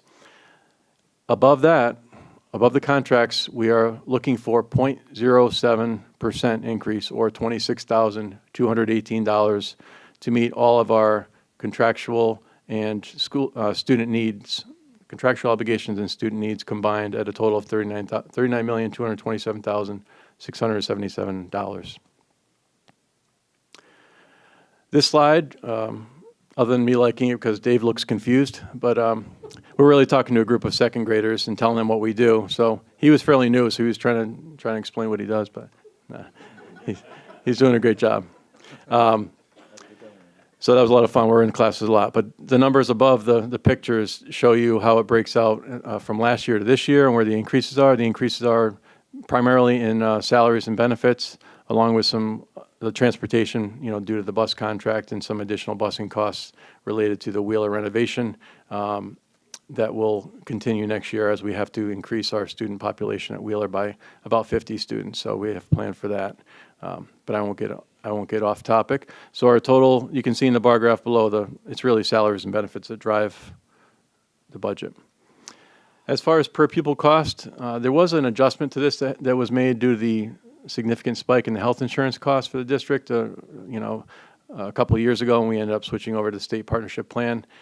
Because of that, unexpected catastrophic claims and the increase in our rates, we ended up moving over. So that did increase our per pupil expenditure cost, but we're still 99th in the state out of about 169 towns. So we're toward the bottom third, or pretty close. Our open choice, just really quick, students who go out, who choose to leave Plainville, go to magnet schools, we have to pay some tuition for them for certain magnet schools. That's $220,000 for the current year. We are bringing in over $1 million in funding from the open choice program for the students that we bring to the district through open choice. So that's favorable to Plainville and to our schools.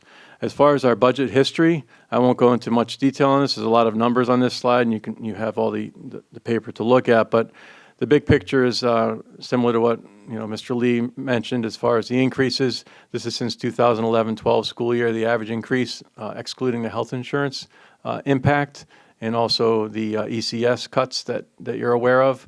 The average increase would have been 1.22% over that time period. The average adjusted increase. So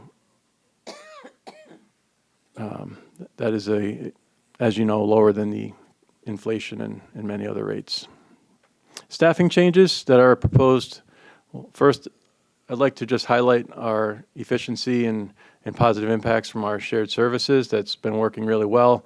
We're a model other towns are looking to about how to share services effectively and efficiently.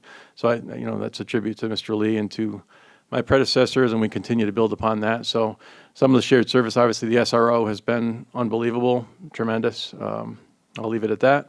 You've heard a lot about her, and you'll hear more in the future. Technology with Kevin Ross and his team for the entire district, they do a tremendous job. So that's a shared service on both sides. And then HR, payroll, HR to an increasing degree, and I know we're looking at some opportunities for the future as well to consolidate HR as a board and town. And then payroll with Petrina, who's tremendous, and finance. So a lot of shared services really paying dividends and looking for those efficiencies and achieving efficiencies. Changing with district and student needs. So these are the proposed changes in staffing this year. There are several retirements and replacements, with staff at a lower cost for their salary because people who have advanced degrees and have been in the district for 30 years or so. Like Jeff Blanchette and Jerry Turkowitz and Rosa Perez, who's retiring, and I'm forgetting someone else, and it'll come to me in a minute. But we do have 4 announced retirements of Alice Sage, who's a culinary arts teacher. So behind the scenes, there's a lot of work done to try to hire teachers at the lowest possible amount, but still fill those positions with qualified people. These are the shifts that we're looking at, reducing one of our curriculum administrators. But, the offset to that would be to install, I should say, or create a district equity outreach and climate specialist, and I'll explain that a little bit later. Reducing an office professional at the middle school and hiring a security guard at the middle school, security monitor, I should say. That school does have a vestibule entryway that is not secured, as the other schools are. The high schools is being done over the summertime. But if you go to the middle school, you know that you're buzzed in from the office, which is through a camera screen, and you see who's on that camera screen. You're buzzed in, and then you're expected to walk around the corner there into the office, around the bend. So the goal is to have a security guard to tighten security at the middle school until the middle school project is done. Replacement of an English language arts teacher, that's important because that position was cut in previous budgets, as were many teaching positions through attrition when people retired. We're feeling the pains of that from years of not having some certain positions, and Mr. Guarino has asked for this position for I think at least 3 years to have it back because of the reductions in the past. The language arts offered at the middle school went from over 80 minutes a day to, for some grades, about 50, and other grades closer to 45. So, and through that, there were some students who had to, instead of taking, who were struggling in English language arts, they would take a world language course instead of having a second English class or English language arts support. So that position is being replaced in this budget, and then a school counselor for specialized student support at the high school with all the social and emotional needs of our students. I'm very familiar with the program from previous district that is very successful in really supporting students who are struggling for many reasons, and it's a position I've really wanted in this town for a long time, and I think it's critical to our students. So, as I mentioned, the curriculum supervisor position, so with Ms. Perez's retirement, filling her position, but then not filling the position currently held by Tawana Graham Douglas, and we'll see how things work out with that, but Tawana does a great job. So we'd have one position that would filled out of those 2 positions. There are many responsibilities. The job description for Ms. Perez's job is about 2 single-spaced pages, and probably more than that, actually. She does a tremendous number of things, so I would look to reallocate some of those duties to Mr. Lewandowski and others. Addition of a district equity outreach and climate specialist. As I mentioned, in previous presentations, we're a growingly, increasingly diverse community that has significant needs to support all students. We have students from families from 41 countries of origin, which we'll celebrate at the Superintendent Showcase and Multicultural Fair on April 27th. We have significant EL, English learner needs, bilingual education requirements from the state, and also just making sure education is available to all students. That would be one of the responsibilities, along with our work with social and emotional learning, as mentioned before, across the district, and community outreach and support to our families, and many other things that would be assigned to that role. Reducing the MSP office professional, as I mentioned, we currently have 4 in the middle school. We'd reduce it to, we have 5, we'd reduce it to 4, and then make some shifts in the internal office, and we would hire a security monitor to address the issue mentioned earlier. Addition of the English teacher, which I already spoke of before, but this is a replacement of a previous cut that we found that we really need for our students to be successful. Addition of the counselor, the program is called SHAPE, Self-Help and Personal Enrichment, and it really helps students who are struggling with, it could be substance, it could be depression, anxiety, it could be other chronic issues with mental health, and they just need a place to be supported, to work with other peers, and to check in on how they're doing on a daily basis. It's a 4-credit course. It's a course that earns credit, I should say, and it would meet the needs of at least 50 students. And this is also one of the recommendations from NEASC. We don't have as many tiered systems of support to support our students with such needs at the high school, despite having many commendations from NEASC. It's an area that they strongly recommended. So, as I mentioned, we have several people retiring. We're filling those positions as efficiently and effectively as we can. I know we'll do a great job with that, and we continue to need high-quality people.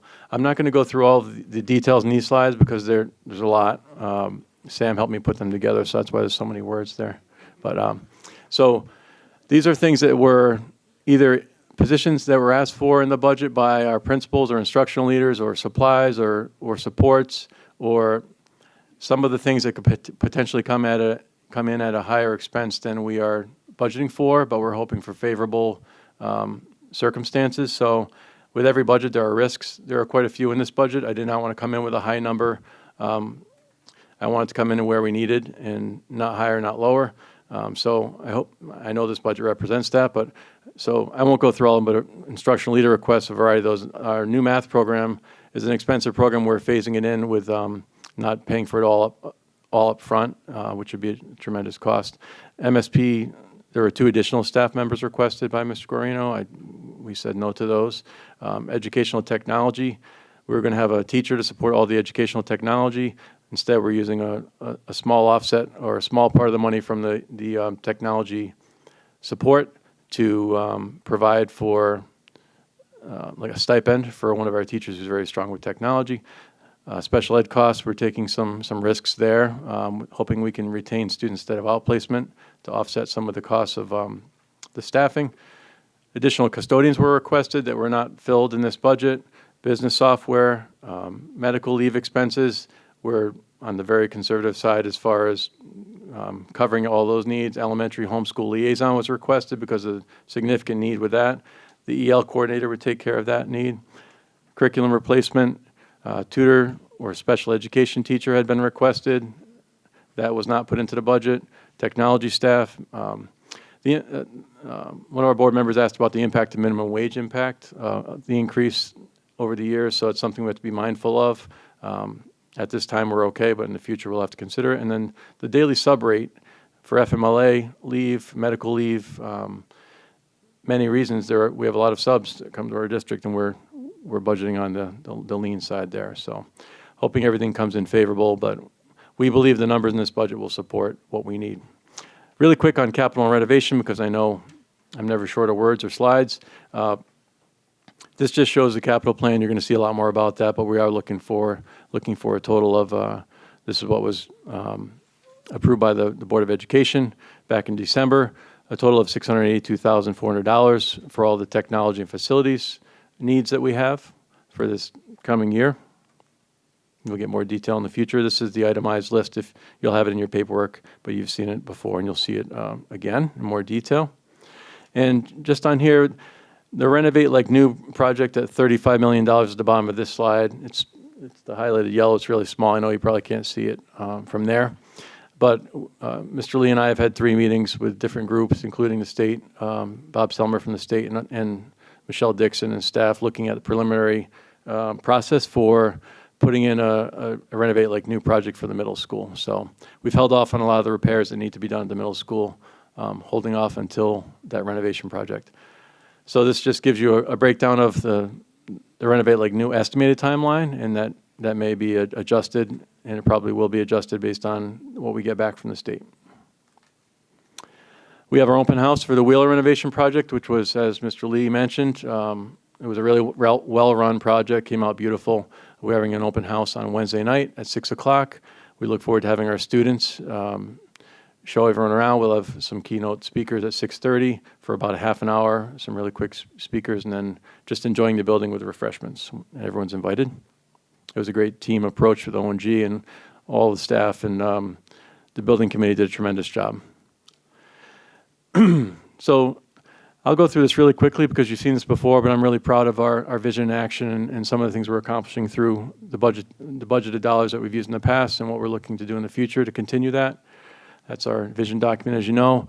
Our work on these key areas this year are leading us to really strong practices, and I'm sure even better results and achievement by our students, improved safety, improved social, emotional, mental health, improved practices, improved structures, and PLCs are tremendous. We had a visit from the Commissioner of Education, Miguel Cardona, on last week, who visited our school. I was fortunate enough to host a teacher leadership program with Betty Sternberg, the former commissioner, so I had two commissioners with us and just complimenting Plainville and what a great job we're doing. They visited our Makerspace lab at Toflon. They spent several hours there from people from Duke University, a school there, and they were really incredibly impressed and couldn't be complimentary enough about Plainville. So, oh, did you turn it off on me, Robert? No. It's tired like my voice. All right, I won't go into details, but a lot of work was done over security, safety, working very closely with different companies and getting lots of grant money to cover it, over $300,000 over the summer and beyond. So our schools are in better, safer shape than they've ever been, and it's getting better and better throughout the year as we continue to work with these new products, Navigate, Prepared, Mutual Link, and others. Social and emotional health and well-being, I've already spoken about that quite a bit. Our work will continue with all of our students next year. It's all about the staff because you have to take care of yourself before you can take care of others, like the oxygen mask on a plane. So our staff are really working with it and really learning to take care of themselves as far as their emotional health and wellness. Culturally responsive education, I spoke about that. There's a tremendous need, not just to cover the state requirements, but to meet the needs of our awesome kids, and they're all awesome, every single one of them, no matter where they're from, or how much money they have, or the color of their skin, or whether they have a disability or not. We have great kids, and we have to take care of all of them, and that's something we take great pride in. NEASC sees the great work we're doing. The initial visit had 35 commendations. This is about double what they usually have of a high school. They were tremendously impressed and went on and on about what a great job Plainville High School is doing, which is a reflection of our entire district. And our big visit will be next November. And a couple of things that were pointed out as areas of growth. I mentioned the SHAPE counselor, the counselor for the high school for students at risk, and then vision of the graduate work, which is it's well underway and it's going to be implemented and rolled out. So we're going to be, I think we'll have a platinum star if there is such a thing for our high school. They're just doing great work. These are the qualities of the vision of the graduate. You've seen it before and you'll see it again, so I won't go into much detail, but they're the soft skills that aren't so soft. They're very difficult skills: collaboration, communication, innovation, mindfulness, and resilience. Some of the things that make us unique and that inspire, prepare, and engage our students every day they come to school, things like Career Day, our Veterans Day celebrations, which are second to none. Our Career Day, we had many students who graduated from Plainville come back and present. Our college fair, we have over 100 colleges, all different trade schools, and also the military come in and present and share with students what they can look forward to if they work hard and persevere and commit themselves to success. Our fieldwork experience keeps broadening and broadening thanks to Lynn Davis, Deb Peichel, and Sue Bradley and all the work they're doing to get students out and about in the world of work. A seal of biliteracy for mastering 2 languages. By the time you graduate high school, it goes on your diploma as another distinction. Our professional learning communities are absolutely incredible. That's one of the things we presented when the commissioner was here, our social emotional learning focus, our new teacher academy, the super reading and math challenge. I have kids running up to me every day when I'm in schools. I read 500 minutes this week. I read 600 minutes this week, and they're doing the math games. Alicia Adorato and Kirsten Penner did a great job helping us with the math games. We had a lot of fun. You can see Mr. Lewandowski learning some math there on the cards. And all the kids with the capes, that's probably one of my favorite pictures. And they were putting all their masks on me at one time. But it was a lot of fun, and kids are having a great time. They're excited. They're learning. I'm getting a lot of parent messages saying, we love the Super Reading and Math Challenge. Thank you. And it makes me really proud. The way we prepare, these are the accountability index scores, but also our Smarter Balance Assessment, SATs. We continue to have very strong scores, and we continue to narrow our focus on what needs to improve and working really closely with principals to do so. These are numbers you've seen before, but just the $1 million alone from all the ECE, early college experience courses that the students are taking through UConn while they're at the high school, and taking courses at Central, and taking courses at Tungus, and taking courses at Middlesex. Our students have more and more opportunities to succeed. So there's a lot of data on this slide. I won't perseverate, but I'm just proud of that. And the way we engage students, STEM, STEAM, Go Baby Go, Cardboard Challenge, everything that we do, multicultural celebrations, community business partnerships, mentoring, it goes on and on. This is a special town, and our district is, in my opinion, and not because of me, but it's doing a tremendous job, and we have great staff. These are just some more ways that we engage the community, our students. And then learning through service, I think, is second to none in Plainville. And if you don't believe me, just visit me at the Senior Citizen Prom. We have a blast. That's one great example, but there are hundreds throughout the district working on veterans' homes and you name it. So, and to wrap up, what does the board-approved budget represent? It represents a balance of affordability and quality of service. It's the product of a careful assessment of needs and services, consideration of areas in which to reallocate and reinvest, and areas where it makes sense to maintain and sustain current practices. We recommend this budget to the residents of Plainville, to the Town Council, for approval as our best plan for moving our students forward in a balanced way with high consideration of both district needs and taxpayer costs. Enhancements are funded by reductions in other areas, and overall increase approximates the underlying contractual increases other than the $26,000. So there's that slide again with the 0.07 above contractual, and then just a couple quotes to close out from a former student and a senior. And back to you, Robert, if everybody's still awake. Thank you. Thank you. You know, day in, day out, I see Steve LePage, Superintendent of Schools, and his staff struggle to balance the needs of the students, the requirements of the state, the mandates, and to keep in mind the taxpayers' ability to pay and willingness to pay. I probably more than most people in this room interact with other communities and see what's happening in their towns and speak to them directly, whether it's first selectmen, mayors, or town managers. And I can tell you that most, if not all, are very envious of our accomplishments and record as it relates to tax increases and expenditure increases over a significant period of time. Our difficulty is to take a book that I showed you earlier and to try to synthesize it into something that's more easily understood and give you a good flavor for at least what is being proposed. And hopefully you'll be able to, taxpayers will be able to ask intelligent questions and make decisions based upon fact and not necessarily emotion, but we all know that emotion plays a role in a lot of what we do. So moving on to debt service. As of June 30th, the June 30th coming up, our total debt service will be a little bit over $29 million. The town government portion of that is $7 million, of which about $5 million of it is Road Bond 1. The Board of Education portion, the schools, primarily will be about $22 million in indebtedness, and as far as that portion, it does include the $6 million offering that we anticipate is going to be closed sometime in May of this year, and that's for the Wheeler School project.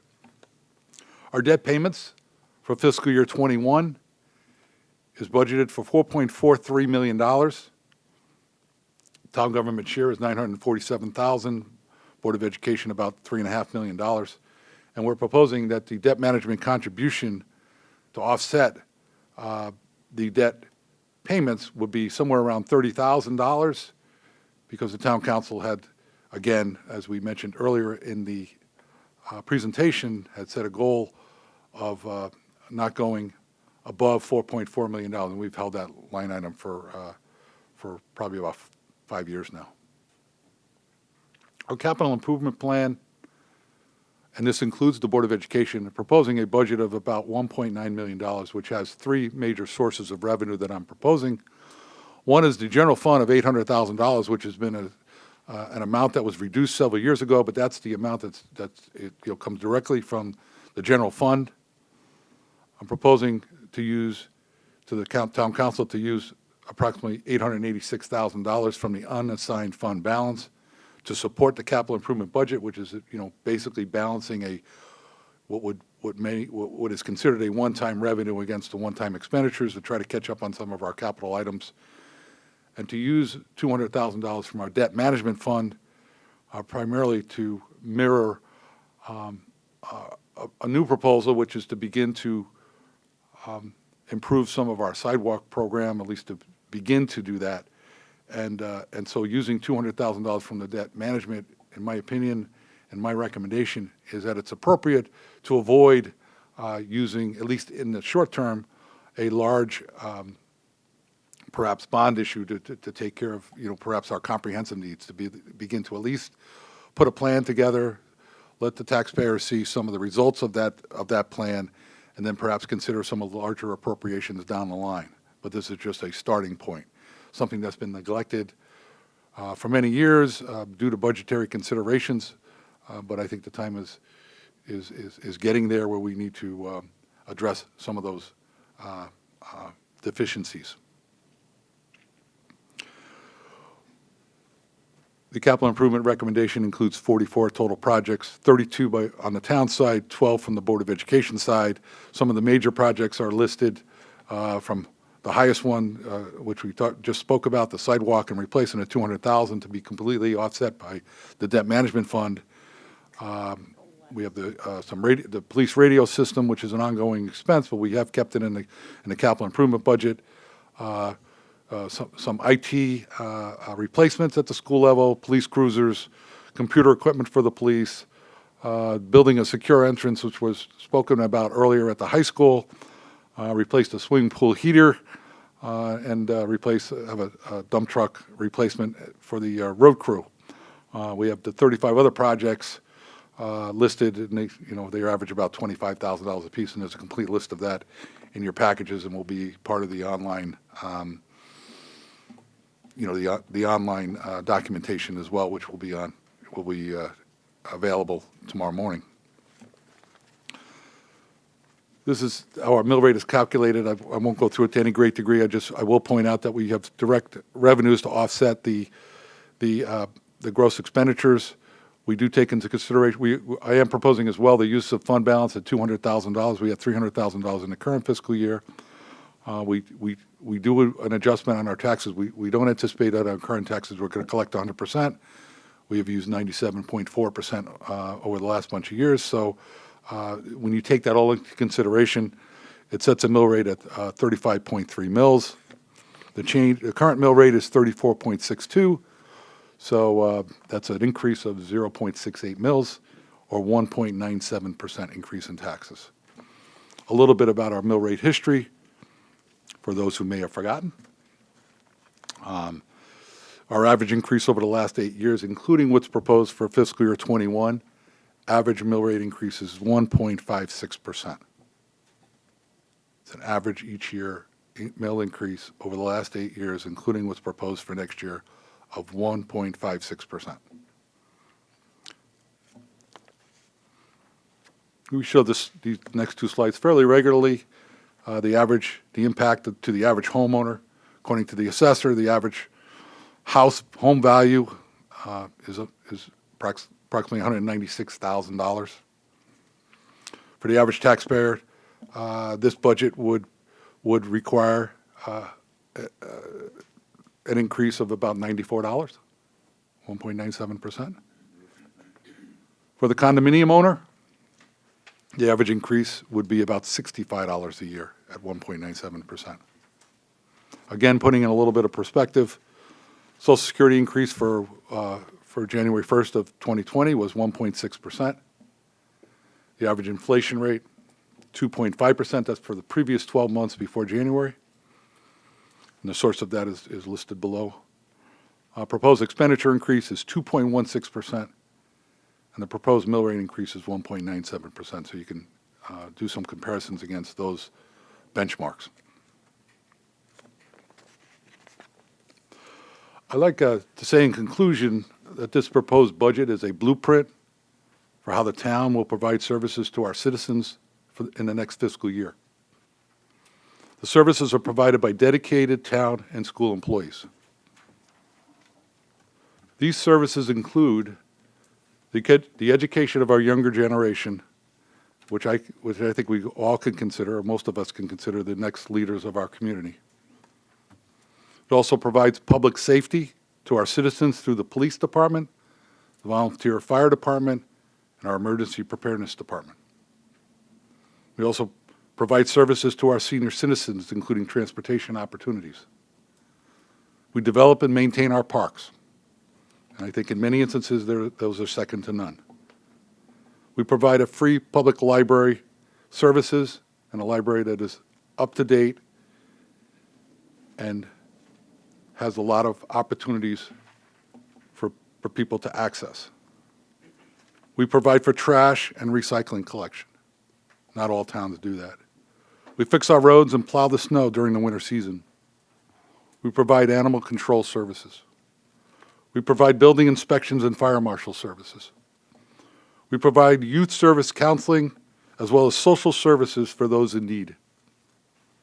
We provide recreational opportunities for all residents.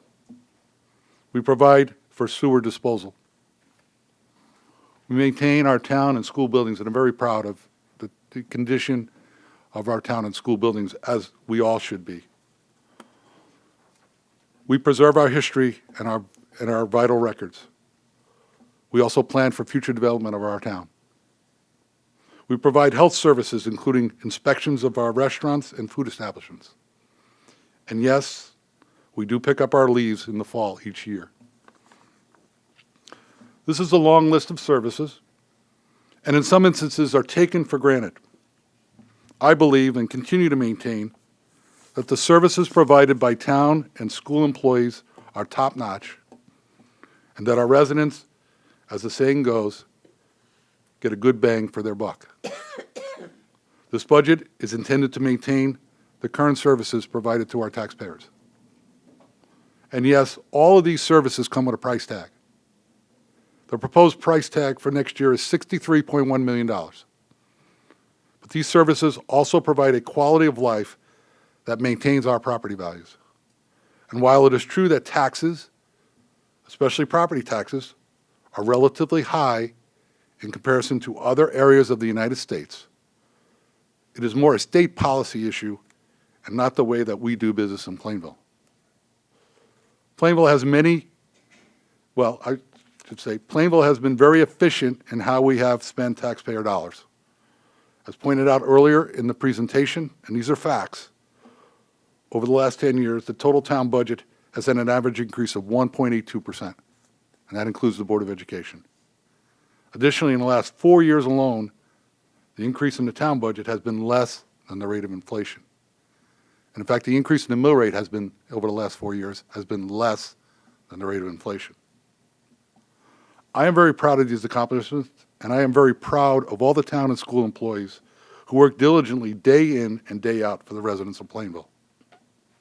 I look forward to working with the town council in crafting a budget that will provide the necessary services that our residents demand and deserve in an efficient and effective manner. And again, all of the information presented this evening will be posted on the town website first thing tomorrow morning. I thank you for your attention to this presentation.